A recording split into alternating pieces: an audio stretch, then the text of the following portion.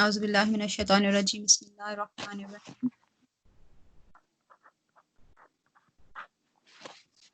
آج ہم سورہ البقرہ سیکنڈ پارہ سے 177 ہے آیت نمبر یہاں سے سٹارٹ کر رہے ہیں. پیچھے بات چل رہی تھی تحویل کعبہ کی.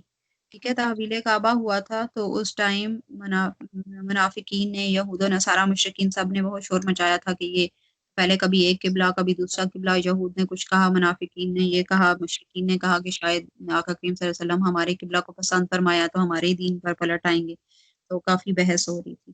تو اس کی وجہ سے اس کو ختم کرنے کے لیے بحث کو یہ آیت کریمہ نازل ہوئی کہ کوئی مطلب یہود کسی اور طرف منہ کر کے اپنی عبادت کیا کرتے تھے، مغرب کی طرف ہوتا تھا. تو سوری میرا ہاتھ لگ گیا سائمہ ہو گیا. اسفیرہ باجی ذرا آپ چیک کرتی رہیے گا جس کا مائک نہیں آن. میں نے رکھی ہوئی ہے سامنے نا لسٹ، میں کر دوں گی. ٹھیک ہے، اس کو ایڈ کر لوں. ہاں میں کال کر دیتی ہوں. جی تو وہ مطلب کوئی یہود و نصارہ میں سے کوئی کسی طرف کر رہا تھا منہ کر کے اپنی عبادت کر رہا تھا، کوئی کس طرف منہ کر کے عبادت کر رہا تھا. تو مسلمانوں کو اللہ سبحانہ وتعالیٰ نے اس طرف مطلب قبلہ چینج کر دیا. تو اس پر یہ آیت نازل ہوئی. جیسے حضرت قتادہ رحمۃ اللہ علیہ سے روایت کیا ہے، وہ فرماتے ہیں کہ یہود مغرب کی طرف منہ کر کے نماز پڑھتے تھے. نماز مینس کہ جو بھی ان کی عبادت ہوا کرتی تھی وہ اس طرف منہ کر کے کرتے تھے، اور نصارہ مشرق کی طرف منہ کر کے نماز پڑھتے تھے. اس پر یہ آیت نازل ہوئی. تو اللہ سبحانہ وتعالیٰ نے فرمایا کہ نیکی یہ نہیں ہے کہ تم اپنے منہ مشرق یا مغرب کی طرف کر لو، بلکہ اصل نیکی یہ ہے کہ تم ایمان لاؤ. مطلب اصل نیکی وہ بندہ کرے گا جو ایمان لائے گا اللہ پر، یوم آخرت پر، ملائکہ پر، کتابوں پر اور نبیوں پر. اب اس میں ساری چیزیں آ گئی ہیں. 3 چیزوں کا ذکر ہم نے البقرہ کے سٹارٹ میں پڑھا تھا کہ کتاب مطلب ایمان والوں کی نشانیاں، ایمان والوں کی کیا نشانیاں ہیں، یا اللہ کا جن پر انعام ہوا ان کی کیا نشانیاں، متقین کی کیا نشانیاں. اب اس آیت میں وہ ساری چیزیں جمع ہو گئی ہیں. پہلی لائن میں ایمان کا ذکر آ گیا کہ کن چیزوں پر ایمان لانا ہے. پھر سیکنڈ، پھر آگے اللہ سبحانہ وتعالیٰ فرما رہے، پہلے بتایا کہ نیکی یہ نہیں ہے کہ مشرق اور مغرب کی طرف منہ کرو، بلکہ اصل نیکی یہ ہے کہ جو ایمان لائے اللہ پر، یوم آخرت پر، فرشتوں، کتابوں اور نبیوں پر.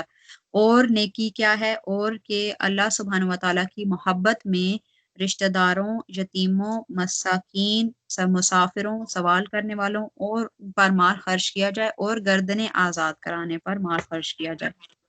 پھر آگے فرما رہے اللہ سبحانہ وتعالیٰ کی نماز قائم کرے، جو بندہ نماز قائم کرے، زکوٰۃ ادا کرے، اور جو وعدہ کریں اس کو پورا کریں، اور صبر کرنے والے ہوں سختی میں اور تکلیف میں اور جنگ کے وقت.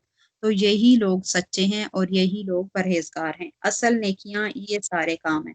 اب اس میں 3 طرح کی نیکیاں بتائی گئی ہیں. پہلا پورشن ہے ایمان کا کہ کن چیزوں پر ایمان لانا ہے. سیکنڈ ہے کہ معاملات، لوگوں کے ساتھ ہمارے معاملات کیسے ہونے چاہیے. پھر تھرڈ میں آ جاتا ہے عبادات، عبادات میں کیا کیا چیزیں ہمیں کرنی ہیں.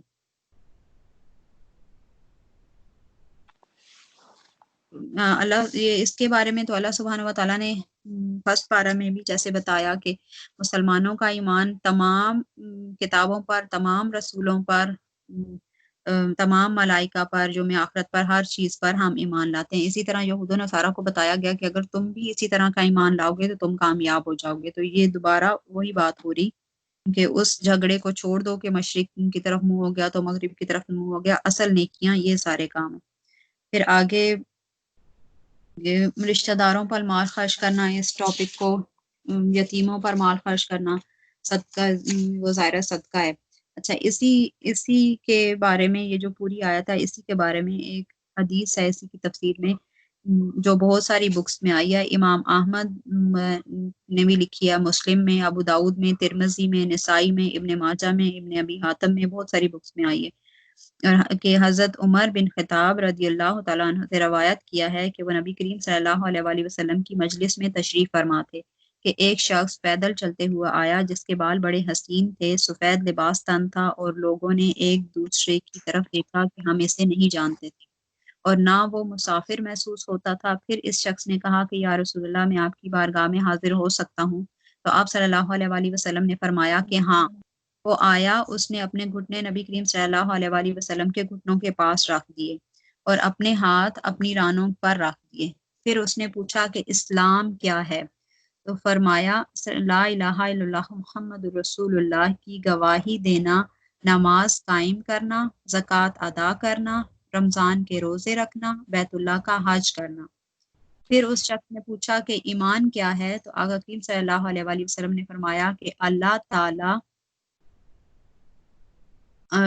تعالیٰ، فرشتوں، یوم آخرت، کتاب، نبیوں، جنت، دوزخ، بعث بعد الموت اور تقدیر پر ایمان لانا، یہ ایمان ہے۔ پھر اس نے پوچھا کہ احسان کیا ہے؟ فرمایا کہ تو اللہ کی رضا کے لیے اس کیفیت میں عمل کرے کہ گویا تو اسے دیکھ رہا ہے، اگر یہ کیفیت ممکن نہ ہو تو اس طرح عمل کرے کہ وہ تجھے دیکھ رہا ہے۔ پھر اس شخص نے پوچھا کہ قیامت کب قائم ہوگی؟ تو فرمایا مسئول عنہا سائل سے زیادہ نہیں جانتا، مطلب بتانے والا سوال کرنے والے سے زیادہ نہیں جانتا۔ پھر اس شخص نے پوچھا کہ قیامت کی نشانیاں کیا ہیں؟ تو فرمایا برہنہ ہونا، نادار بکریوں کے چرواہے بلند ترین عمارتیں بنائیں گے، لونڈیاں اپنی مالکوں کو جنم دیں گی۔ پھر وہ چلا گیا۔ تو رسول اللہ صلی اللہ علیہ وآلہ وسلم نے فرمایا اس شخص کو بلاؤ، تو تلاش کے باوجود کچھ نظر نہ آیا۔ بس 2 یا 3 دن گزرے تو فرمایا کہ اے ابن الخطاب، کیا تو اس سائل کو جانتا ہے؟ حضرت عمر نے کہا کہ اللہ اور اس کا رسول بہتر جانتے ہیں۔ تو آقا کریم صلی اللہ علیہ وآلہ وسلم نے فرمایا وہ جبرائیل تھے جو تمہیں دین سکھانے آئے تھے۔ تو اس میں اس حدیث کے مطابق 3 چیزوں کا ذکر ہوا ہے۔ اس آیت میں بھی 3 چیزیں بتائی گئی ہیں۔ پہلا ہے اسلام۔ اسلام کیا ہے؟ اسلام ساری عبادات ہیں، جس میں پہلی چیز ہے گواہی دینا، پھر نماز، زکوٰۃ، رمضان کے روزے، بیت اللہ کا حج، یہ اسلام ہے۔ ٹھیک ہے، ہم جب کلمہ پڑھتے ہیں تو ہم دائرہ اسلام میں آ جاتے ہیں۔ پھر اگلی چیز ہے ایمان لانا۔ ایمان، اس میں یہ ساری چیزیں آ گئیں، کتابوں پر، فرشتوں پر، ان ساری چیزوں پر ایمان لانا۔ پھر اگلے ہیں احسان کیا ہے؟ کہ تو اللہ کی رضا کے لیے اس کیفیت میں عمل کرے کہ گویا اللہ سبحانہ و تعالیٰ، اس کیفیت میں عمل کرے کہ گویا تو اللہ سبحانہ و تعالیٰ کو دیکھ رہا ہے۔ اگر یہ کیفیت نہیں ہو سکتی تو کم از کم اتنی ہو کہ اللہ سبحانہ و تعالیٰ تمہیں دیکھ رہے ہیں۔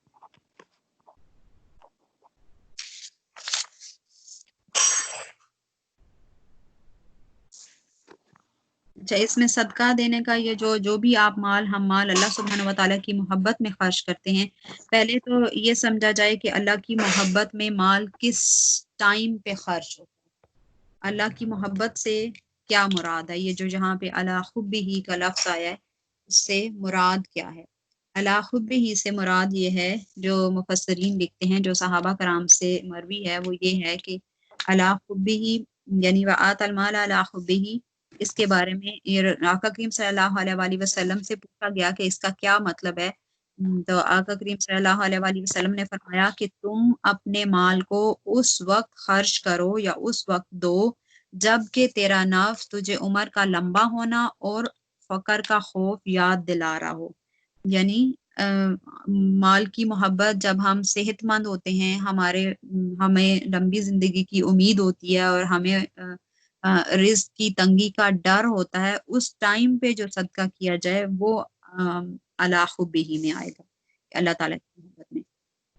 اسی طرح بہت ساری بکس پیچھے ان کے نام لکھے ہوئے ہیں، اور آگے حضرت ابن مسعود رضی اللہ تعالیٰ عنہ سے روایت کیا ہے کہ وہ مال عطا کرے جبکہ صحیح ہو، یعنی وہ مال عطا کرے مطلب کہ وہ مال اللہ کی راہ میں خرچ کرے جبکہ وہ صحیح ہو اور اس مال کا حریص بھی ہو، یعنی اس کو مال سے محبت ہو، اس سے زندگی کی امید بھی رکھتا ہو، یعنی وہ انسان زندگی کی امید رکھتا ہو، اور اسے فقر کا اندیشہ بھی ہو، کہ اسے غربت کا ڈر بھی ہو، تنگی کا ڈر بھی ہو، اس حال میں مال خرچ کرنا وہ علی حبہ میں آئے گا۔ اسی طرح ایک اور روایت ہے بخاری میں، مسلم، داؤد کا، کافی ساری بکس میں یہ والی روایت حدیث بھی آئی ہے کہ آقا کریم صلی اللہ علیہ وآلہ وسلم نے فرمایا افضل صدقہ یہ ہے کہ تو صدقہ کرے جبکہ تو صحیح ہو، بقا کی امید رکھتا ہو، فقر کا خوف ہو، اور تو تاخیر نہ کرے، حتیٰ کہ جب تیری روح حلقوم تک پہنچ جائے تو کہے فلاں کے لیے اتنا صدقہ، فلاں کے لیے اتنا صدقہ، مگر اب تو فلاں وارث ہو چکا۔ یعنی جب بندہ اس حالت میں صدقہ کرنا کہ جب اس پر کوئی مصیبت آ جائے تو وہ صدقہ کرنا شروع کر دے کہ میرے سے یہ مصیبت ٹال جائے، یا کسی ایسی بیماری میں مبتلا ہو جائے جس سے اس کو مطلب کنفرم ہو جائے کہ اب میری موت، اب میری زندگی نہیں ہے، تو وہ کہنا شروع کر دے کہ میرا سارا مال خرچ کر دو، یہ خرچ کر دو، تو اس صدقے کا اتنا ثواب نہیں ہوگا جتنا اس صدقے کا ہوگا کہ جب صحت مند ہوں اور پیسے سے محبت بھی ہو۔ ظاہر انسان صحت مند ہوتا تو اس کو مال نکالنا ذرا زیادہ مشکل لگتا ہے، جب مشکل آتی ہے، جب کوئی مصیبت آتی ہے، تو ہمارے ہاں رواج ہی یہ بن چکا ہے کہ صدقہ دینا ہی تب ہے جب مشکل آ جائے۔ تو صدقہ آئی ہوئی مصیبت کو تو ٹالے گا ہی، لیکن جب مصیبت آ چکی تو اب اس کو کیا اس نے ٹالنا، وہ تو آ چکی، جو آپ کے حصے میں لکھی تھی وہ آپ کو مل چکی۔ اصل صدقہ وہ ہے کہ جب آپ صحت مند ہوں تو آپ صدقہ نکال دیں تاکہ آنے والی مصیبت ٹل جائے۔ اصل حکم یہ ہے کہ آپ صحت مند ہوں، آپ ٹھیک ٹھاک ہوں، آپ کو کوئی بیماری بھی نہ ہو، آپ کے بچے بھی ٹھیک ہوں، سب کچھ ٹھیک ہو، تو اس ٹائم آپ جو صدقہ نکال رہے ہیں وہ آنے والی مصیبتوں کو ٹال رہے ہیں، کیونکہ مصیبتیں تو ڈیلی نازل ہوتی ہیں۔ تو آپ اگر صدقہ نہیں دے رہے تو وہ آپ تک پہنچیں گی، جب وہ پہنچ گئی اس کے بعد آپ صدقہ نکالتے رہیں تو اب وہ مصیبت تو پہنچ گئی، اب وہ اگلی آنے والی مصیبت کو ختم کر سکتا ہے۔ جس مصیبت میں ماں مبتلا ہو چکے وہ تو اب اپنا ٹائم پورا کرے گی۔ مطلب تنگ دستی میں کیا ہوا صدقہ یا اس میں وہ زیادہ مطلب اس کا اجر؟ تنگ دستی میں نہیں، جو آپ صلی اللہ علیہ وسلم کی حدیث ہے کہ جب تم صحت مند ہو اور تمہارے پاس مال ہو اور تمہیں اس سے محبت ہو کہ یہ میں غریب لوگوں پر خرچ کرنے کی بجائے میں اپنے جوتے کپڑے لے لیتا ہوں، میں اپنا گھر اچھا بنا لیتا ہوں، میں تمہیں زندگی کی امید ہو، تمہیں ہرس ہو، تمہیں لالچ ہو، اس ٹائم پہ جو تم صدقہ اللہ کی راہ میں دے رہے ہو، جو تم مال اللہ کی راہ میں خرچ کر رہے ہو، وہ زیادہ افضل ہے۔ تنگ دستی میں تو ایک وہ پھر مطلب ڈفرینٹ چیز آ جاتی نا، جو جہاں پہ مال بات ہو رہی ہے اللہ خبی ہی والی، وہ یہ بات کہ جب تم صحت مند ہو اور تمہیں زندگی کی امید ہو اور تمہیں دنیا میں چیزیں جمع کرنے کا شوق ہو کہ تم جمع کر رہے ہو کہ میں نے گھر لینا ہے، میں نے نئی گاڑی لینی ہے، میں نے اپنے بچوں کی ایجوکیشن کے لیے پیسے سیو کرنے ہیں، ان کی یونیورسٹی کی فیسیں وغیرہ دینی ہے، تو اس ٹائم پہ تم صحت مند بھی ہو، اس ٹائم پہ جو تم صدقہ نکال رہے ہو وہ افضل ہے۔ وہ افضل نہیں ہے کہ تم بیمار ہو چکے تو اب تم کہو کہ میرا جو ہے وہ خرچ کر دو، وہ تو تم بیمار ہو چکے، فائدہ نہیں ہے۔ مطلب فائدہ ان دا سینس فائدہ تو ہوتا ہے، لیکن یہ کہ اب مطلب درجات ہوتے ہیں نا، جیسے کہ مطلب یہ افضل ہے اور وہ ہے۔ ہاں جی، تو اس میں آپ مال خرچ کر رہے ہیں، ان سارے لوگوں پر جو بھی مال خرچ کر رہے ہیں وہ سب صدقہ ہے۔ ذوی القربہ پر بھی جو خرچ کر رہے ہیں، یتیموں پر، مساکین پر، وابن السبیل کے بارے میں حضرت ابن عباس رضی اللہ تعالیٰ عنہ سے روایت کیا گیا، ان سے پوچھا گیا تو وہ فرماتے ہیں کہ وابن السبیل سے مراد وہ مہمان ہے جو مسلمان کے پاس ٹھہرتا ہے۔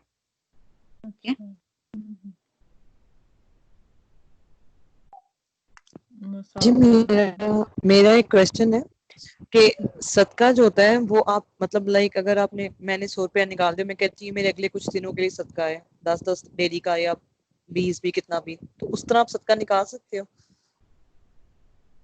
دیکھیں نکال سکتے ہیں، لیکن ایسے ہوتا نہیں ہے کہ اللہ ایسے تھوڑی کرتا کہ جو کل مصیبت آپ پر آنی ہے وہ آج ہی آ جائے، ایسے نہیں ہوتا۔ ڈیلی کا ڈیفرنٹ ہوتا ہے، ہر روز کی آزمائشیں، ہر روز کی تکلیفیں ڈیفرنٹ ہوتی ہیں، تو آپ نے ہر روز ہی صدقہ دینا ہوتا ہے۔ مطلب آپ کبھی اگر نہیں، آپ کبھی دیکھیں ایسا ہو آپ جو ہیں وہ مطلب 10 دن کے بعد دیتی ہیں، تو اس سے بہتر ہے کہ آپ 10 روپے روز کے دینا شروع کر دیں۔ 10 روپے نہیں دیتی، مطلب آقا کریم صلی اللہ علیہ وسلم کا تو فرمان ہے کہ اگر تم آدھی کھجور بھی تمہارے پاس ہے تو وہ بھی صدقہ دے کر تم اپنے آپ کو آگ سے بچا لو، مصیبتوں سے بچا لو۔ تو یہ طریقہ غلط ہوتا ہے کہ ہم مہینے کا پورا کاؤنٹ کر کے کہ یہ اگلے مہینے کے میں نے اتنے دے دی، ایسے نہیں نہیں ہوتا. نہیں، جیسے جیسے کبھی چینج ہی نا آپ کے پاس ہو تو آپ کہتے یار چلو میں نے کل بھی نکالا تھا، آج بھی نکالا تو یہ کل بھی یہی نکل جائے کچھ اس طرح نہیں نا ہوتا، ڈیلی کا نکالنا ہوتا ہے نا. ہاں جی، جو افضل طریقہ ہے، جو مجھے سکھایا گیا افضل طریقہ ڈیلی کا نکالنا ہے کہ آپ صبح اٹھیں، جب آپ فجر کی نماز پڑھتے ہیں. ہم نے، اگر آپ کو یاد ہو تو ہم نے سورہ فاتحہ کی جب تفسیر پڑھی تھی تو اس میں ایک حدیث پڑھی تھی جس میں تھا کہ ہر انسان، ہر بنی آدم جب صبح کرتا ہے تو وہ اپنے نفس کو بیچنے والا ہوتا ہے، یا وہ کچھ اچھا کر کے اپنے نفس کو جنت کے بدلے میں بیچ دیتا ہے، یا پھر وہ کچھ گناہ، مفہوماً بتا رہی ہوں اس کے الفاظ، مفہوم کچھ اس طرح سے تھا کہ کوئی کچھ گناہ کر کے وہ اپنے نفس کو جہنم کی طرف کے بدلے میں بیچ دیتا ہے. تو ظاہر ہے جب آپ صبح کرتے ہیں تو آپ کو نہیں پتا کہ آج میں نے گناہ کرنے ہیں یا آج میں نے ثواب کرنے ہیں یا آج میرے پہ کوئی مصیبت آنی ہے یا نہیں آنی، ہمیں نہیں پتا، یہ اللہ سبحانہ و تعالیٰ کو پتا ہے. تو ڈیلی کا فرشتوں کو ڈیفرنٹ ڈیوٹی، مطلب ڈیلی کے حساب سے آپ کہہ رہے ہیں کہ پلانر دیا ہوا ہے کہ آج یہ کرنا ہے، کل یہ کرنا ہے، پرسوں یہ کرنا ہے، یہ ساری چیزیں. ٹھیک ہے، تو ہمیں بھی جب صبح اٹھیں تو فجر پڑھنے کے بعد، جو وظائف وغیرہ کرنے کے بعد جیسے ہی ہم فارغ ہو، ہم فوراً صدقہ نکال، اس دن کا صدقہ فوراً نکال دیں. چاہے آپ کے پاس ایک کوائن ہی کیوں نہ ہو، آپ ایک کوائن ہی نکال دیں. اگر چینج نہیں ہے تو کئی کوائن ہے، 5 روپے ہیں، 10 روپے ہیں، یا 5 کا کوائن ہے، جو بھی آپ کے پاس ہو وہ آپ نکال دیں. اگر اور کچھ نہیں ہے تو فروٹ وغیرہ تو گھر میں ہر وقت ہوتے ہی ہیں، اور پاکستان میں تو مانگنے والے آتے ہی رہتے ہیں، تو آپ فروٹ نکال کے رکھ دیں کہ یہ پھل میں نے آج کے دن کا صدقہ نکالا، میرے پاس چینج نہیں ہے تو یہ میں فروٹ دے دوں گی کسی کو، یا اپنا کوئی پرانا سوٹ نکال کے رکھ دیں کہ یہ میں دے دوں گی. کچھ بھی گھر میں جو بھی آپ کے پاس ہے، کوئی بھی چیز دے سکتے ہیں، کھانے پینے والی چیز دے سکتے ہیں، جوتے کپڑے وغیرہ دے سکتے ہیں، بیگز ہوتے ہیں، اتنا کچھ ہمارے پاس ہے، اس میں سے کوئی بھی چیز آپ نکال کے رکھ دیں کہ یہ میرا آج کے دن کا صدقہ. ہم نے یہ بھی تو پڑھا تھا کہ وہ صدقہ کرو کہ جو تم اپنے لیے پسند کرتے ہو نا. ہاں جی، وہ تو ظاہر افضل صدقہ ہے، لیکن اگر غریب لوگ ہیں جو ہماری کام والیاں آتی ہیں، ان کو اگر ہم کوئی پرانی چیز بھی دے دیتے ہیں اپنی تو وہ اس سے بھی خوش ہو جاتی ہیں.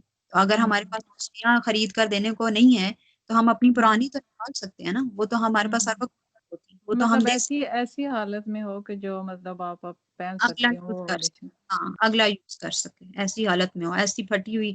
اگر آپ اسپیشل جیسے کام والیوں کو دیے تو میں وہ آپشن بتائی نا کہ آپ کے پاس گھر میں کوائنز وغیرہ نہیں ہیں تو آپ پرانا سوٹ ہی نکال کے دے دیں، یا فروٹ پڑا ہوا ہے تو وہ نکال کے دے دیں. لیکن اگر ہم اسپیشل صدقہ کرنے لگے ہیں تو پھر ہمیں ویسے ہی کپڑے خرید کر دینے چاہیے جیسے ہم خود پہنتے ہیں، وہ افضل سے. ہم نے آیت پڑھی تھی نا ایک. ہم جو ہے وہ 5,000 کے سوٹ پہنے اور کام والیوں کی باری ہے تو ان کو ایسے مطلب خراب اور اتنے گندے کپڑے لے کر دیں کہ وہ 2 دفعہ بیچاری پہنے اور پھٹ جائیں. یہ کام نہیں کرنا، کیونکہ وہ ہم کام والیوں کو نہیں دے رہے ہوتے، وہ ہم اللہ سبحانہ و تعالیٰ کو دے رہے ہوتے ہیں. اللہ سبحانہ و تعالیٰ جیسے ہی ہم اس دنیا سے جائیں گے وہ فوراً ہم سے یہ سوال کیا جائے گا کہ میں بھوکا تھا، یا مجھے تم نے کپڑے دیے تھے، اپنے لیے تم یہ چیز پسند کرتی تھی اور مجھے تم یہ دیتی تھی. تو بندہ حیران ہوگا کہ اللہ تمہیں کیا ضرور، مطلب تم تو ظاہر قادر مطلق ہو، تم نے تو ہر چیز کے مالک ہو، تمہیں کیا ضرورت ہمارے کپڑوں کی. تو اللہ سبحانہ و تعالیٰ بتائے گا کہ فلاں ٹائم پہ فلاں بندہ تمہارے پاس آیا تھا کپڑے مانگنے کے لیے تو تم نے اس کو گھسے ہوئے بہت خراب حالت میں کپڑے دیے تھے، یا کوئی بھی چیز ہو سکتی ہے. تو وہ ظاہر ہے ہم اس بندے کو نہ دیکھیں، ہم اللہ سبحانہ و تعالیٰ کو دیکھیں. اسی طرح سائلین سے مراد سوال کرنے والے. اب اس میں مفتیان کرام جو ہیں وہ لکھتے ہیں کہ ایک تو ہوتے ہیں جو پیشہ ور ہوتے ہیں جن کا کام ہی یہ ہے مانگنا، ان کو آپ بالکل بھی نہ دیں. ایک سائلین ہوتے جو ظاہرہ مجبوری کی حالت میں وہ مانگنا نہیں چاہتے، ان کی عادت بھی نہیں ہے مانگنا، وہ ڈیلی مانگنے والے ہیں ہی نہیں، لیکن وہ آپ سے کبھی سوال کر بیٹھیں کہ مجبوری میں، تو یہ وہ سب سائلین آ جائیں گے، وہ فقیر آ جائیں گے. پھر رکاب یعنی جو یہ تو اب ختم ہو گیا، رکاب یعنی جو اس میں مالک غنیمت میں غلام ملتے تھے، یا ویسے لوگ اس ٹائم پہ عرب کے معاشرے میں بیچے جاتے تھے تو ان کی گردن ان کو آزاد کرانے کے لیے وہ بات ہوئی. اور سائلین کے بارے میں، یہ جو مانگنے والے لوگ ہیں، ان کے بارے میں آقا کریم صلی اللہ علیہ وسلم کا فرمان ہے کہ کیا میں تمہاری رہنمائی اللہ کے تحائف کی طرف نہ کروں جو وہ اپنی مخلوق کی طرف بھیجتا ہے. ہم نے عرض کی کیوں نہیں؟ فرمایا فقیر اللہ کا ہدیہ ہے، وہ اس کو قبول کرے یا نہ کرے. آپ اندازہ لگائیں کہ اس حدیث کے مطابق اللہ سبحانہ و تعالیٰ وہ تحفہ بھیج رہا ہے بندے کے پاس. اگر کوئی فقیر آپ کے پاس آ رہا ہے تو وہ اللہ کا تحفہ ہے، وہ آپ سے کچھ مانگ رہا ہے تو اللہ آپ سے مانگ رہا ہے. ان ادرس ریالٹی میں تو اللہ، مطلب اللہ سبحانہ و تعالیٰ کو کے یہ الفاظ استعمال کرنا مطلب ٹھیک نہیں ہے، لیکن اس کا مفہوم یہی بنتا ہے کہ اللہ سبحانہ و تعالیٰ اس بندے کو بھیج رہا ہے آپ کے گھر، تو وہ ہدیہ ہے، وہ تحفہ ہے ہمارے لیے، ہمارے لیے گفٹ ہے، ہم اس کو دے رہے ہیں تو اللہ کو دے رہے ہیں. یہ نماز باجی قائم. یہاں پہ سوری آپ کی بات کاٹ رہی ہوں، یہاں پہ تھوڑی سی کانٹرڈکشن ہوتی ہے. اب جیسے مانگنے کا جو رواج یہ شروع ہو چکا ہوا ہے، جو سارے پروفیشنل بیگرز ہوتے ہیں، اب ایشو یہ جی ہوتا ہے کہ ہم اس کو دیتے ہوئے سوچتے ہیں کہ جی وہ مانگنے آئے، پتہ نہیں وہ 10 دفعہ اپنی مارکیٹ میں آتا ہے، پتہ نہیں ہر جگہ آتا ہے. تو میں نے یہ سنا تھا کہ اللہ کے نام پہ جو بھی تم سے کوئی مانگے تم دے دو، تم نہ یہ نہ دیکھو وہ بندہ کہاں سے آیا ہے، کیسا آیا ہے اور کس بیک گراؤنڈ کا ہے، بس اللہ کے نام پہ مانگے تو آپ دے دو. تو کیا ایسا کرنا جائز ہے؟ پھر میں نے ایک جگہ اور سنا تھا کہ ایسا نہیں ہے، جو حقدار ہوتے ہیں ان کو دینا چاہیے. اب یہ بڑا ایشو ہوتا ہے، پھر ڈر لگتا ہے، اللہ کے ڈر سے بھی دے دیتے ہیں کہ اللہ تیرے نام پہ دیا، اب اللہ جانے وہ اس کا حقدار تھا یا نہیں، مانگنے آیا تھا تو دے دیا. دیکھیں، اب تو ہمیں پکا پتا ہے کہ یہ پروفیشنل ہے، تو پھر تو ان کو نہیں دینا چاہیے. یہ میں نہیں کہہ رہی، یہ مفتی کہتے ہیں، مفتی اکمل صاحب. اگر یہ جو ARYQTV پہ آتے ہیں ان کے مطابق بھی ایک دو اور مفتیان کرام بھی وہ بھی منع کرتے ہیں کہ ایسے پروفیشنلز کو نہ دیں.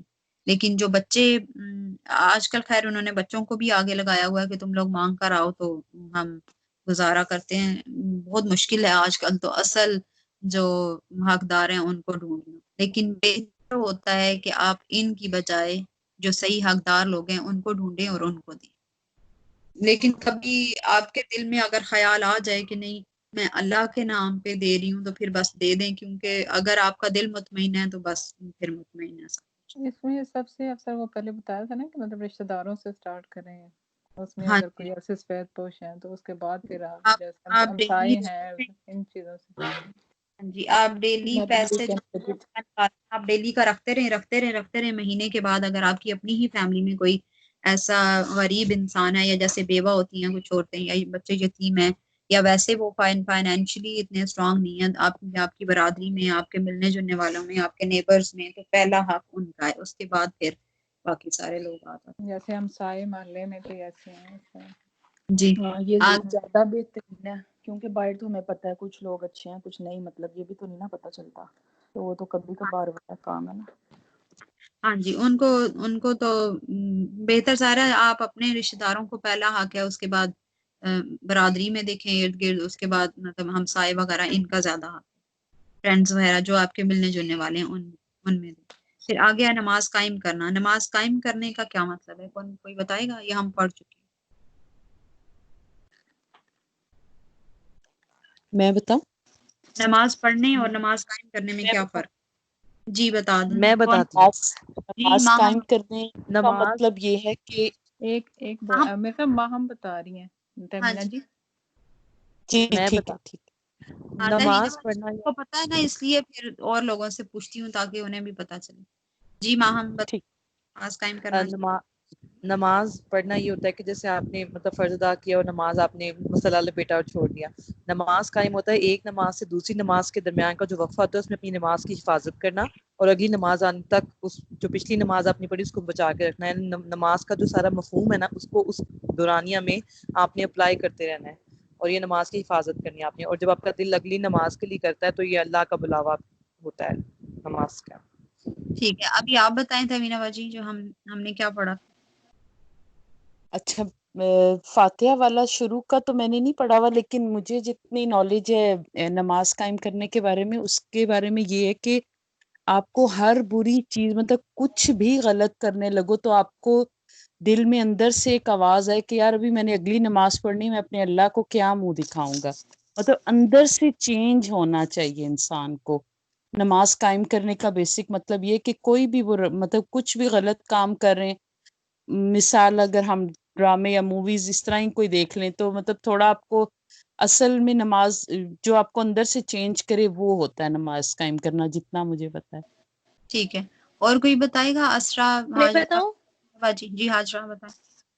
ہم نماز ادا کرنا ہوتا ہے، جیسے ہم لوگ روٹین میں نماز پڑھتے ہیں کہ آپ نماز کے لیے اللہ اکبر کہیں اور آپ کے دل میں سارے دن کے خیالات آ جائیں کہ میں نے یہ بھی کام کرنا ہے وہ بھی کرنا ہے. نماز قائم کرنا یہ ہوتا ہے کہ جب آپ اللہ اکبر کہیں تو آپ کو ساری دنیا کے خیالات بھول جائیں، آپ کو یہ فیلنگ آئے کہ میرے ساتھ 2 فرشتے کھڑے ہو گئے ہیں جو میری تلاوت کو سن رہے ہیں اور اللہ تعالیٰ میرے سامنے کھڑا ہے، اور بالکل फोकस होके और अटेंशन के साथ नमाज पढ़ना। आपने शायद एक हदीस बताई थी हज़रत अबू बकर की कि शैतान एक दफ़ा उनके सांप की फॉर्म में आके उनके गले में मतलब आ गया था, तो उनको ये पता ही नहीं चला था क्योंकि उनकी अटेंशन इतनी ज़्यादा थी नमाज में। तो नमाज कायम करने का ये डिफरेंस होता है। जी, नमाज खुशू और हुज़ूर से कायम पढ़ना करना, और जी, अ, कायम करना वो और वाला नमाज टॉपिक। अदा करना। नमाज अदा करना कि जब आप अल्लाह अकबर कहें और हम जैसे हम पढ़ते हैं कि अल्लाह अकबर कहा तो दिमाग में चल रहा है कि खाना पकाना है, बच्चे आ रहे हैं, खामंद है, या अगर अनमैरिड हैं तो उनकी अपनी स्टडीज का चल रहा है, बाकी दुनिया की बातें चल रही हैं, वो अदा करना। कायम करना ज़ाहिरी तहारत वगैरह वो सब भी आप उसका भी ख्याल रखा जाए कि आपको कोई रकत ना भूले, आप तिलावत ठीक कर रहे हैं, जो ज़ाहिरी है, और बातनी मतलब इनर फीलिंग्स भी आपकी, आप वो फील करें कि फरिश्ते हमारे साथ हैं, वो मेरी तिलावत सुन रहे हैं, आप इतने उसमें गुम होकर इतने खुशू और खुशू हुजूर और हुज़ूर के आप साथ। अदा करें कि वो मतलब अल्लाह के सामने आप तसव्वुर करें कि अल्लाह सुब्हानहू व तआला के सामने खड़ा हूँ, मैं खड़ी हो रही हूँ इतनी अजीम हस्ती के और सामने, मैं ये उससे भी बात, आपका ध्यान टोटल उसकी तरफ हो, पूरे फोकस्ड होकर करें। और ये जो सांप वाली बात है ये हजरत उमर फारूक की नहीं है, ये हजरत अब्दुल कादिर जिलानी नाम आप, उनके गले में ऐसे सांप आया था तो उनको पता नहीं चला, वो शैतान था एक्चुअली, उनको और सूरह भुला। फातिहा का आपने बताया था ना कि मतलब आप जो सूरह फातिहा ये दुआ है तो आप मांगते हैं, तो आप जब पढ़ते हैं तो वो अल्लाह सुब्हानहू व तआला आपको उसका जवाब देते हैं।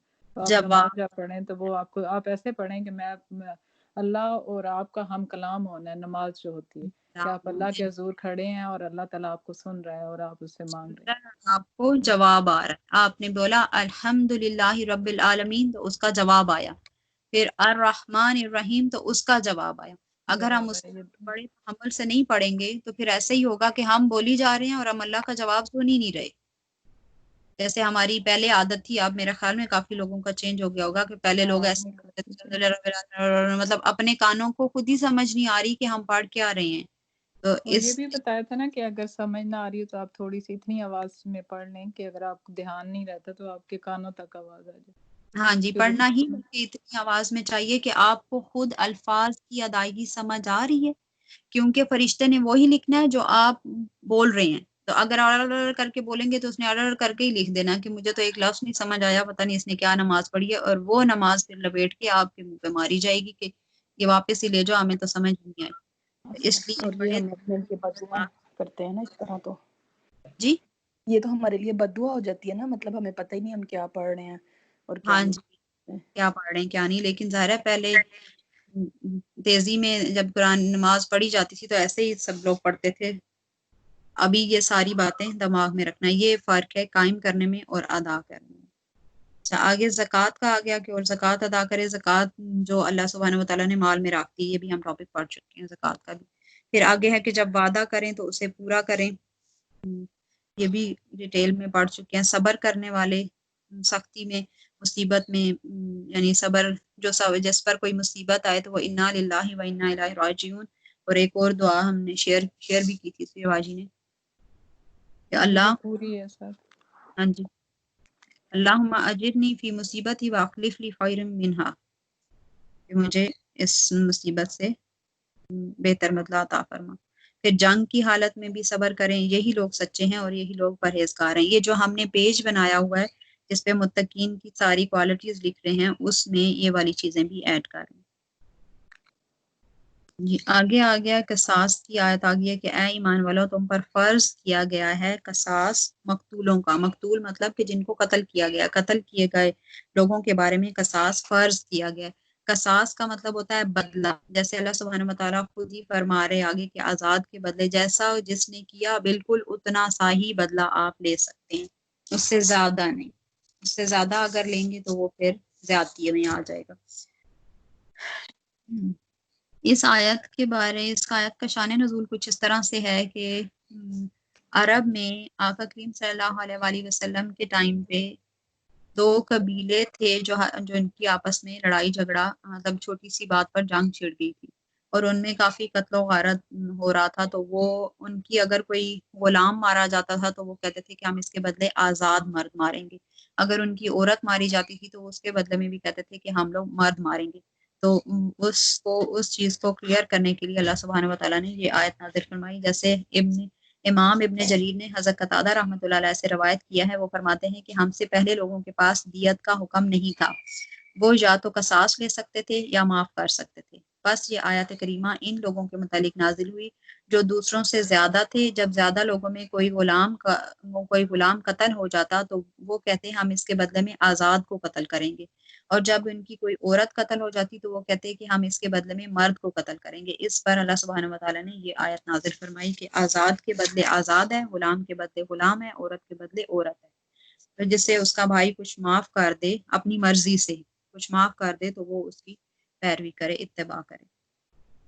اب یہ بھی اللہ سبحانہ و تعالیٰ کا بہت بڑا احسان ہے کہ ہماری شریعت میں دیت رکھی گئی ہے. ان کی پہلی شریعتوں میں دیت نہیں تھی. دیت مطلب کہ پیسے لے کر معاف کر دینا. تو حضرت ابن عباس رضی اللہ تعالیٰ عنہ سے روایت کیا ہے، وہ فرماتے ہیں کہ بنی اسرائیل میں جب کوئی آمدن مطلب کہ جان بوجھ کر کسی کو قتل کیا جاتا تو اس کی جزا صرف قصاص تھا. بس دیت اللہ تعالیٰ نے صرف اس امت کے لیے حلال فرمائی. پھر حکم دیا کہ طالب عمدہ طریقے سے دیت کا مطالبہ کرے، یعنی مانگنے والا، اور مطلوب اس کو اچھے طریقے سے ادا کرے. جو مانگنے والا ہے وہ بھی اگلے کی حیثیت دیکھ کر مانگے، اتنا مال نہ مانگ لے کہ وہ اس کے پاس ہو ہی نہ. اور جو دینے والا ہے وہ بھی اچھے طرح جب وہ ایک مطلب کانٹریکٹ کرے کہ میں اتنے پیسے دوں گا، یا جو بھی ان کی آپس میں بات چیت ہو وہ اس کو واپس کرے. پھر اسی طرح حضرت ابن عباس سے ایک اور روایت ہے کہ مقتولوں میں بنی اسرائیل کے لیے صرف قصاص کا حکم تھا، ان میں جان یا زخم کی دیت نہیں تھی. ان کے لیے صرف یہ حکم تھا کہ النفس بالنفس، یعنی نفس کے بدلے نفس. لیکن اللہ سبحانہ و تعالیٰ نے امت محمد صلی اللہ علیہ وآلہ وسلم پر یہ تخفیف فرمائی کہ ان کے لیے نفس اور زخم میں دیت کا بھی حکم نازل فرما دیا. تو یہ ہے ذالک تخفیف من ربکم ورحمہ. اس سے مراد یہی ہے کہ اللہ سبحانہ و تعالیٰ نے امت محمدیہ پر رحمت کیا، تخفیف ان میں عطا کی. اور قصاص تمہارے لیے زندگی ہے اے عقل والو، اگر تم عقل کرو. یہ کیسے زندگی ہے؟ یہ ایسے زندگی ہے کہ اگر کسی ایک بندے کو کسی گناہ کی سزا دے دی جائے تو پھر باقی بندے اس سزا کا سوچ کر وہ گناہ سے بچ جاتے ہیں. اگر کسی گناہ گار کو یا کوئی بھی قتل کرتا ہے کسی کو، یا کسی سے کوئی بھی لڑائی جھگڑا کرتا ہے اور اس کو پھر اس کا بدلہ نہ لیا جائے اس سے، تو پھر باقی لوگ بھی کہتے ہیں کہ اس نے قتل کیا تو اس کو کیا کہہ لیا کسی نے، تو ہم بھی کر لیتے ہیں، کوئی مسئلہ نہیں. تو اس آیت کا یہ تفسیر ہے کہ جیسے حضرت قتادہ رحمۃ اللہ علیہ سے روایت کیا ہے کہ وَلَكُمْ فِي الْقِصَاصِ کا مطلب یہ ہے کہ اس میں تمہارے لیے نصیحت اور سزا ہے. جب ظالم شخص کو قصاص کا تصور ذہن میں آئے گا تو وہ قتل کرنے سے رک جائے گا. اور اس میں جاہل اور بے وقوف لوگوں کے لیے بھی نصیحت ہے، یعنی کتنے لوگ جو اس گھناؤنے اور جرم کا ارادہ کرتے ہیں تو اس کو کر گزرتے ہیں، لیکن اگر انہیں قصاص کا خوف ہوگا تو وہ اس سے باز آ جائیں گے، وہ اس سے رک جائیں گے، اور اس طرح ان کی دنیا بھی اور آخرت بھی دونوں کی اصلاح ہو جائے گی، اور زمین میں فساد نہیں ہوگا. اور اللہ تعالیٰ اپنے کسی اصلاح کرنے والے کام کو زیادہ جانتا ہے، یعنی اللہ سبحانہ و تعالیٰ زیادہ جانتے ہیں کہ کیسے دنیا میں لوگوں کو ٹھیک سے. اچھا، اس میں میرا سر یہ کوشچن تھا کہ یہ جیسے دیت کا ہے تو اس میں ہم نے یہ بھی پڑھا ہے نا کہ کہہ رہے ہیں کہ اللہ کی رضا کے لیے معاف کر دیں، مطلب دو طرح پھر یہ ہوگی، ایک مطلب معاوضہ لے لیا جائے اور ایک ویسے جو معاف کر دیتے ہیں. نہیں، یہ ہم اس کا ایک آیت یہاں پہ آئی ہے، اس کا آگے بھی ذکر آئے گا. اس میں دیت کا ہی ذکر ہے، اس کی تفسیر میں دیت کا لفظ ہی آ رہا ہے. ویسے نہیں، یہ جیسے ہے نا تمہارے رب کی طرف سے یہ رحمت اور اس میں سرکشی کا دینا، تو اس ہاں میں جی، مطلب یہ ہمارے رب کی طرف سے رحمت اور آسانی کی تفسیر میں ہی یہ چیز آ رہی ہے. حضرت ابن عباس سے پوچھا گیا، جیسے میں نے ابھی پڑھا ہے، کہ اس سے مراد دیت، یعنی اس سے مراد کہ امت محمدی صلی اللہ علیہ وسلم پر تخفیف فرمائی گئی ہے، ان کے لیے نفس اور زخم میں دیت کا حکم بھی نازل فرمایا. ذالک تخفیف ربکم ورحمہ سے یہی مراد ہے. یہ مراد نہیں ہے کہ آپ بغیر مطلب آپ نے کسی بندے کو قتل کر دیا تو اب وہ بغیر کچھ وہ پھر اس بندے کا بہت بڑا پن ہوگا اگر وہ بغیر کچھ مطلب دیے بغیر کسی وجہ کے معاف کر دے، تو وہ تو بہت اعلیٰ درجہ ہے. لیکن اللہ سبحانہ و تعالیٰ نے तुम दियत भी ले सकते हो, तुम्हारे वो लिए इसलिए हलाल। मैं कह रही हूँ कि जैसे एक्सीडेंट होता है या कुछ भी होता है तो एक बंदे पे आता है तो लोग माफ कर देते हैं, तो वो फिर हाँ इसी जी, में जो माफ कर देते हैं वो बिल्कुल वो बहुत अफसल तरीन दर्जा है। हम्म, जी आगे आ रहा है कि तुम पर फर्ज किया गया है। इस आयत को जरा गौर से सुनिएगा कि तुम पर फर्ज किया गया है जब तुम में से किसी को मौत आए, अगर वो माल छोड़े तो वसीयत करे। किन के लिए वसीयत करे? माँ बाप के लिए और रिश्तेदारों के लिए, दस्तूर के मुताबिक जो उनके यहाँ रवा, जो इस्लामिक दस्तूर और उसके मुताबिक, और ये लाजिम है परहेजगारों पर। अच्छा, फिर जो कोई इसे बदल दे इसके बाद कि उसने इसको सुना तो इसका गुनाह सिर्फ उन लोगों पर है जिन्होंने इसे बदला, बेशक अल्लाह सुनने वाला और जानने वाला है। फिर आगे तीसरी, ये तीनों आयात उसी वसीयत के बारे में ही है, ठीक है। बस जो कोई वसीयत करने वाले की तरफ से तरफदारी या गुनाह का खौफ करे फिर सुलह करा दे उनके दरमियान तो इसमें कोई गुनाह नहीं, बेशक अल्लाह बख्शने वाला और रहम करने वाला है। अच्छा, पहले ये आयत मनसूख हो चुकी है, इस आयत का हुक्म मनसूख हो चुका है, ठीक है। क्यों मनसूख? इस आयत में ज़ाहिर है अल्लाह सुब्हानहू व तआला पहले जब जब नया इस्लाम आया था तो उस टाइम पे अल्लाह सुब्हानहू व तआला ने हुक्म दिया था कि तुम में से कोई भी बंदा मरने लगे तो मतलब कोई भी बंदा जो है वो उस जिसके पास माल हो वो वसीयत लिख कर रख ले, ठीक है। जैसे बुखारी मुस्लिम वगैरह में हदीस है कि आका करीम सल्लल्लाहु अलैहि वसल्लम, रवायत है हजरत इब्ने उमर रदी अल्लाह ताला अन्हु से रवायत किया, वो फरमाते हैं कि मैंने रसूलुल्लाह सल्लल्लाहु अलैहि वसल्लम को ये फरमाते सुना कि मुस्लिम पर हक नहीं कि उस पर 3 रातें गुजर जाएं मगर उसके पास वसीयत होनी चाहिए। हजरत इब्ने उमर ने फरमाया कि मुझ पर कभी 3 रातें नहीं गुजरी मगर मेरे पास वसीयत होती थी, ठीक है। ये तब की बात है जब अल्लाह सुब्हानहू व तआला ने हर वारिस का हिस्सा मुकर्रर नहीं किया था, ठीक है। ये उस टाइम की आयत है। अब आपको समझ आ रहा होगा जो हमने नासिख और मनसूख पढ़ी थी, ठीक है। इसमें आप ये वाली आयत, इस आयत को मनसूख का, इस आयत के हुक्म को आगे वरासत में वाली जो आयत हैं सूरह निसा में उन्होंने मनसूख कर दिया है, ठीक है। जैसे हजरत इब्ने अब्बास रदी अल्लाह तआला अन्हु से वसीयत के मुतालिक रवायत किया, फरमाते हैं कि पहले औलाद अपने बाप की वारिस होती थी और वालिदैन के लिए वसीयत होती थी, फिर इस हुक्म को सूरह निसा की आयत नंबर 7 ने मनसूख कर दिया, ठीक है? अब ये हुक्म मनसूख हो चुका है। इसी तरह हजरत इब्ने अब्बास से रवायत किया, वो फरमाते हैं कि वसीयत का हुक्म आयत मिरास के नजूल तक कायम रहा, हत्ता कि आयत मिरास ने इस हुक्म को मनसूख कर दिया। पहले ये हुक्म था कि किसी के पास अगर पैसा होता था तो उसको वसीयत करनी होती थी और वसीयत लिखवानी होती थी, ठीक है। जब वो मर जाता था तो पीछे लोग जो हैं उसकी वसीयत को चेंज कर देते थे। तो जो वसीयत लिखवाने वाला है उसने सही वसीयत लिखवाई लेकिन आगे लिखने वालों ने चेंज कर दी, किसी एक पार्टी से पैसे लेकर या मतलब किसी एक पार्टी की तरफदारी करके तो उसको ज्यादा हिस्सा दे दिया वरासत में, तो उसके बाद ये हुक्म जो है अल्लाह सुब्हानहू व तआला ने मनसूख कर दिया और कहा कि अब इस पर अमल नहीं होगा, अब मैंने हर बंदे का हिस्सा मुकर्रर कर दिया है, अब वसीयत नहीं कर सकते, ठीक है। अब वसीयत करना जायज ही नहीं है। अब इसके बारे में मैं हदीस सुना देती हूँ कि ये बहुत सारी बुक्स में है, तिरमिज़ी, इब्न माजा, नसाई, इमाम अहमद ने नबी करीम सल्लल्लाहु अलैहि वसल्लम ने अपनी सवारी पर खुतबा इरशाद फरमाया कि अल्लाह ताला ने हर इंसान के लिए मिरास से उसका हिस्सा मुकर्रर फरमाया है, बस किसी वारिस के लिए वसीयत जायज नहीं है, ठीक है।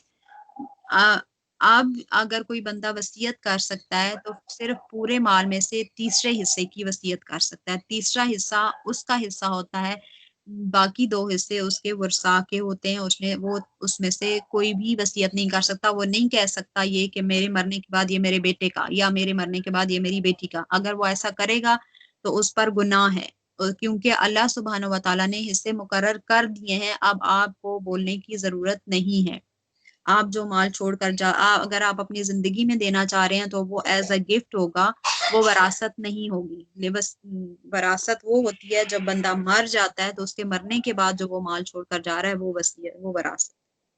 نہیں تو جو یہ آپ کر دیتے ہیں یا کچھ اس طرح تو وہ پھر صحیح نہیں یہ ہے۔ غلط ہے، بالکل گناہ کبیرہ ہے یہ، اور اس کا اتنا سخت عذاب ہے کہ آقا کریم صلی اللہ علیہ وآلہ وسلم کی حدیث ہے جس کا مفہوم یہ ہے کہ جو دنیا میں اللہ کے مقرر کیے ہوئے حصے کو ختم کرے گا میں جنت سے اس کا حصہ ختم کر دوں گا۔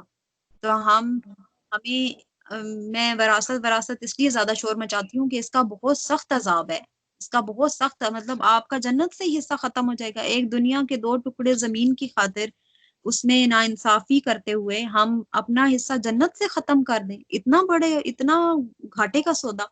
تو جو لوگ ہمارے ہاں بہت یہ غلط رواج ہے کہ بیٹیوں کو صرف جہیز دے دیا جاتا ہے اور ان کو جائیداد میں حصہ نہیں دیا جاتا۔ اللہ نے جہیز دینا بالکل کہیں بھی نہیں کہا، جہیز دینا ماں باپ پہ ہے ہی نہیں، آپ کے ذمے کچھ بھی دینا نہیں ہے۔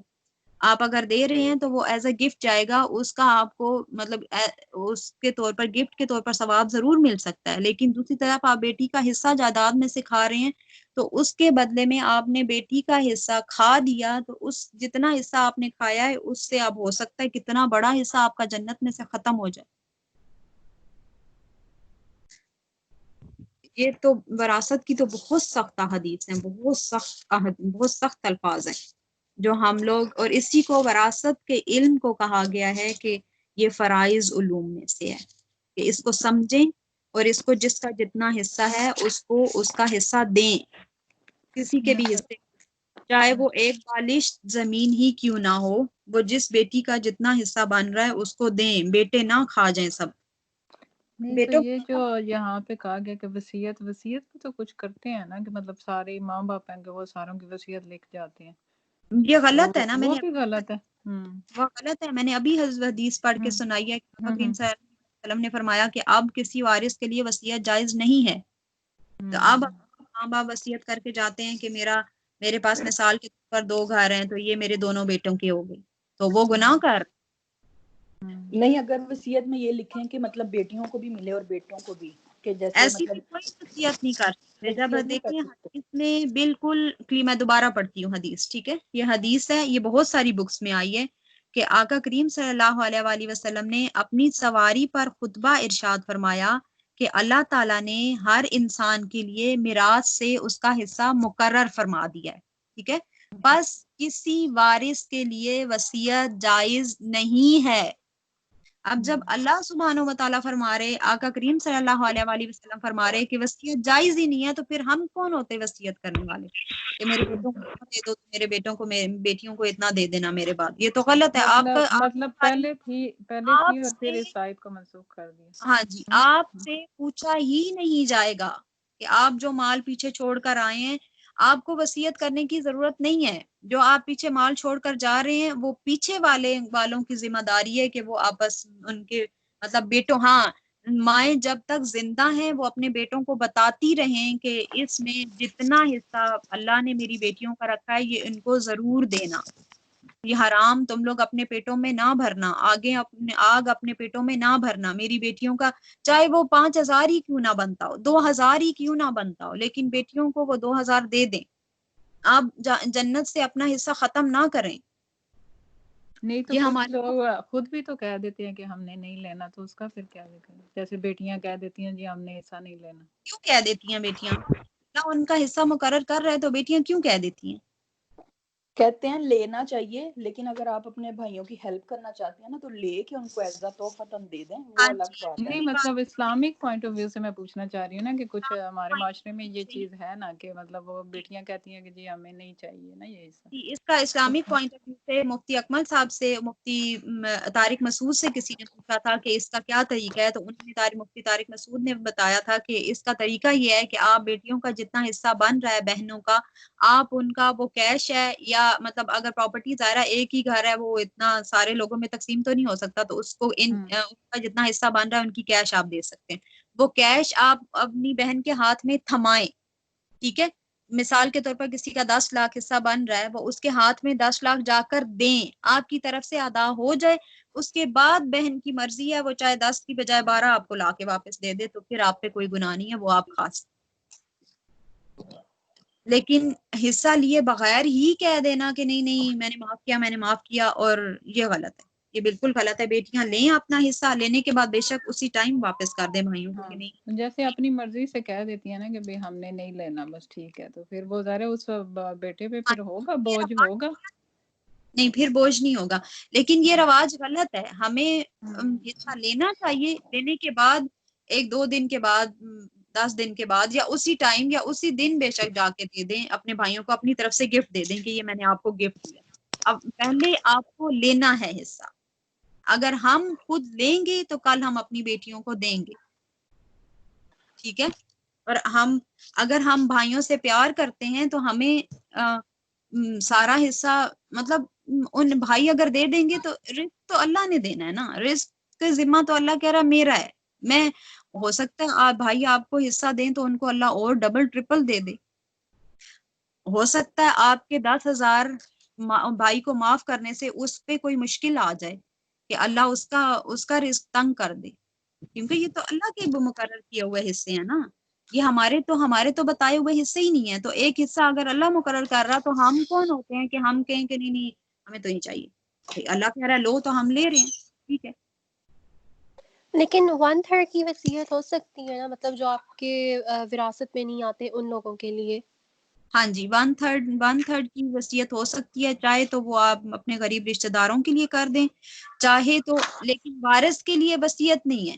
جو وراثت نہیں آتے, یہ ہم آگے وراثت کی آیات آئیں گی تو وہ کافی ڈیٹیل میں پڑھیں گے کہ کون کون وارث ہوتے ہیں. سٹیپ بائی سٹیپ وہ سارے ورثہ آتے ہیں. اور تو سب سے پہلے پھر اس کا وہ قرض نکالا جائے گا نا. ہاں جی, جب سب سے پہلا ہوتا ہے کہ اس کے مرنے کا جتنا بھی خرچہ آ رہا ہے, اس کے کفن دفن کا جتنا آ رہا ہے وہ سب اس میں سے کیا جاتا ہے, ٹھیک ہے. اس کے بعد اس کا قرض جتنا ہے وہ ادا کیا جاتا ہے. اس کے بعد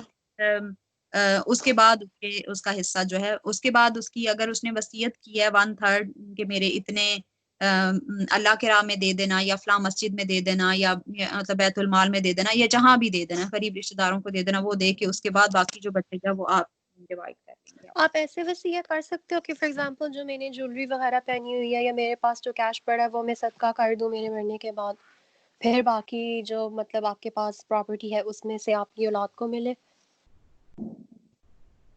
اگر تو 1/3 بن رہا ہے تو کر سکتے ہیں. اگر 1/3 سے کم بن رہا ہے تب بھی کر سکتے ہیں. اگر 1/3 سے زیادہ بن رہا ہے تو پھر نہیں کر سکتے.